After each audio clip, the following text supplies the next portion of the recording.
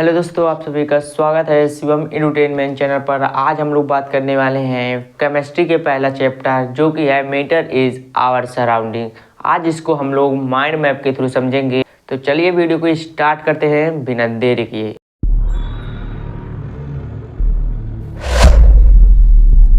इसका जो शेप है यह क्या है, डिफिनिट है। इसे कितना भी दबाए इसका शेप क्या हुआ, चेंज नहीं भी कर सकते हैं, ऐसे भी कर सकते हैं। तो इसका लिक्विड आई होप आपको ऐसा पॉइंट समझ में आ गया होगा।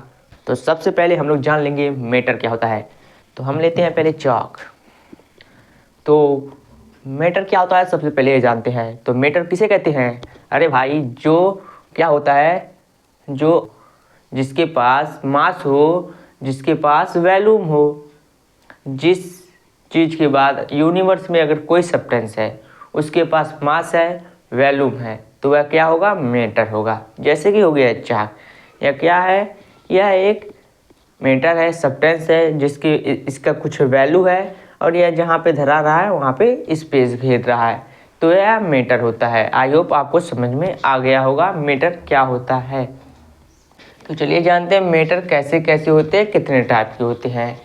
तो मैटर जो होता है वह दो टाइप का होता है। एक होता है स्टेट ऑफ मैटर, एक में पढ़ेंगे हम लोग स्टेट ऑफ मैटर, मैटर के कौन कौन से अवस्था हैं, और उसके बाद पढ़ेंगे change of state of matter, जो स्टेट है मैटर का उसमें क्या क्या परिवर्तन होता है उसको जानेंगे।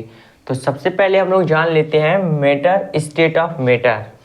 तो state of matter three type के होते हैं। पहला होता है सॉलिड, सेकंड होता है लिक्विड और थर्ड होता है गैस। तो चलिए इनको भी एक एक करके समझ लेते हैं।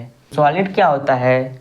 सॉलिड वाला जो मैटर होता है उसका जो शेप होता है वह डिफिनिट शेप होता है, और उसका जो वॉल्यूम होता है वह भी डिफिनिट होता है, और जो वह है फ्लो नहीं करता है, मतलब कि तैरता नहीं है। और यह क्या होता है, इनकम्प्रेसिबल होता है, इसे ज़्यादा हम लोग दबा नहीं सकते हैं। तो यह हो गया सॉलिड। अब जान लेते हैं लिक्विड के बारे में। तो लिक्विड क्या होता है, यह जो शेप होता है यह नॉन डिफिनिट होता है। लिक्विड का शेप नॉन डिफिनिट होता है और सॉलिड का शेप डिफिनिट होता है। और लिक्विड का जो वॉल्यूम होता है यह डिफिनिट होता है। लिक्विड का जो शेप होता है वह नॉन डिफिनिट होता है, लेकिन वॉल्यूम जो है वह डिफिनिट होता है। उसके बाद यह जो है फ्लो कर सकता है, लिक्विड फ्लो कर सकता है। उसके बाद यह होता है लिटिल कंप्रेसिबल, इसे हम थोड़ा बहुत दबा सकते हैं। उसके बाद आता है गैस। तो गैस जो है यह ना ही इसका शेप डिफिनिट होता है, ना ही इसका वॉल्यूम डिफिनिट होता है, यह दोनों नॉन डिफिनिट होते हैं। और यह फ्लो कर सकते हैं और यह हाईली कंप्रेसिबल होते हैं, इन्हें ज़्यादा दबाना पड़ता है। जैसे कि गैस जब बनता है, गैस में जब भराता है एयर, उसको कंप्रेस करके भरा जाता है। तो यह हो गया स्टेट ऑफ मैटर। अब चलिए जान लेते हैं change of state of matter. तो सबसे पहले इसमें दो तरह के चेंज होते हैं। एक तो होता है टेम्परेचर के कारण और एक होता है प्रेशर के कारण। एक हो गया टेम्परेचर के कारण, एक हो गया प्रेशर के कारण। तो टेम्परेचर के कारण कौन से होते हैं चेंज, उनको समझ लेते हैं।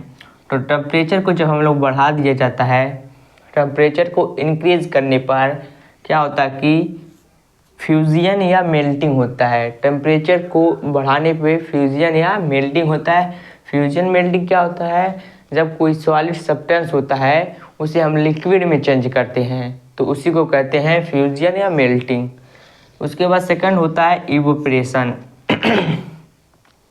सेकंड होता है इवोपरेशन।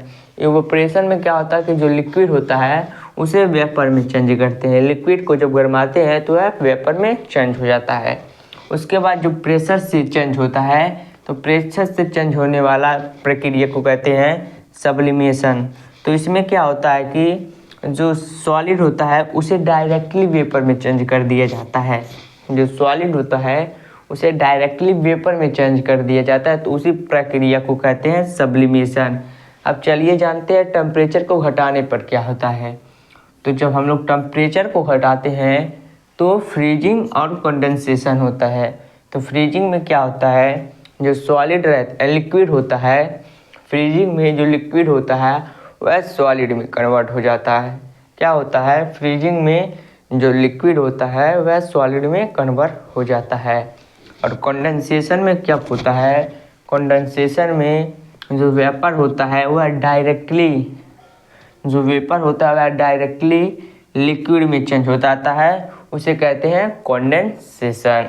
आई होप आपको यह बात समझ में आ गया होगा।